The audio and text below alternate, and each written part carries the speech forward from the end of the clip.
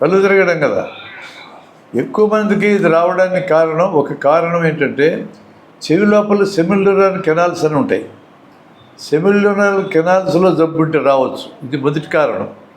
రెండో కారణం, మెదడులో చిన్న మెదడులో దానికి సప్లై కింద వైపు నుంచి వర్టిబ్రల్ ఆర్టరీలోంచి ప్లెక్సస్ ఒకటి ఉంటుంది, బేసల్ ప్లెక్సస్, అక్కడికి సప్లై అవుతుంది. అక్కడ బ్లడ్ సప్లై తగ్గితే రావచ్చు. రెండు కూడా బ్లడ్ సప్లై లింక్ అయి ఉన్నవి. సెమిల్యూనల్ కెనాల్స్కి బ్లడ్ సప్లై తగ్గినా, చిన్న మెదడుకి బ్లడ్ సప్లై తగ్గినా కూడా కళ్ళు తిరగడం వచ్చే అవకాశం ఉంది. కొన్ని మందుల్లో వస్తుంది, చిన్న కారణం, పెద్ద కారణం కాదు. అందుకని మీరు చెక్ చేసుకోవాల్సింది ఏంటంటే, ఒకటి బీపీ ఉందో చూసుకోవాలి.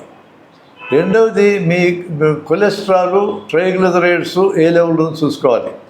ఇవి రెండు కానీ అదుపులో ఉంటే ఈ జబ్బుని కంటైన్ చేయొచ్చు మనం. ఈ రెండు అదుపులో కానీ ఉండేటట్లయితే, నార్మల్గా ఉండేటట్లయితే వైరల్ ల్యాబరెంథైటిస్ అనే ఒక ప్రాబ్లంతో వర్టైగో రావచ్చు.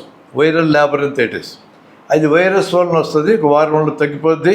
తాత్కాలికంగా సిమ్టమాటిక్ మందులు పెడితే నార్మల్ అయిపోద్ది. కానీ ఫస్ట్ మీరు చెక్ చేసుకోవాల్సింది ఈ రెండు. డిస్లైపిడీమియా అంటారు, కొలెస్ట్రాల్లో తేడా వస్తే.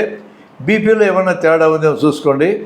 రక్తనాళాల గురించిన స్టడీ అనమాట అది. చూసుకొని వాటిని అదుపు చేసుకుంటే మీరు నార్మల్ అవుతుంది. ఇంకో విషయం ఏంటంటే, నేను దయచేసి ఆ ప్రాక్టీస్ చేయొద్దండి. మనకి మంగళ షాపుల్లో ఇదివరకు మెడకాయ ఇటు దిప్పుతారు చూడండి, సడన్గా కటక్కనంట తలకాయ. అలాంటి ప్రాక్టీస్లో మెడలో ఉన్న వెన్నుపూసల మధ్యలో వెర్టిబ్రల్ ఆర్టరీస్ అని పైకి పోతూ ఉంటాయి. అవి పట్టున తెగిపోయే అవకాశం ఉంది, స్పాట్లో ఎగిరిపోయే అవకాశం కూడా ఉంది. Cairo practice is the worst practice for this type of problem. మామూలుగా కూడా ఇరగదీసేది ఎందుకండి?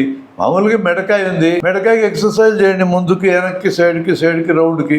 ఇరగదీసే కార్యక్రమం ఏంటి? ఆ పట్టని శబ్దం రాగానే ఒక ఆనందం, మనకు ఏదో జరిగిందని. కైరో ప్రాక్టీస్ అన్సైంటిఫిక్, ప్రమాదకరమైన ప్రాక్టీస్ అనేది నా అభిప్రాయం. చేయొద్దు. ఇప్పుడు నేను చెప్పిన వాటిల్లో గుండె జబ్బులు అన్నిటి గురించిన సమగ్రంగా నేను చెప్పలేదండి. హార్ట్ అటాక్, హార్ట్ పెయిన్, గుండెకి రక్తం సప్లై తగ్గితే ఏమవుతుందని ఒకటే నేను మాట్లాడింది. గుండె జబ్బుల్లో చాలా రకాల జబ్బులు ఉన్నాయి. అది ఇప్పుడు ఈ రేంజ్లోకి రాదు. అది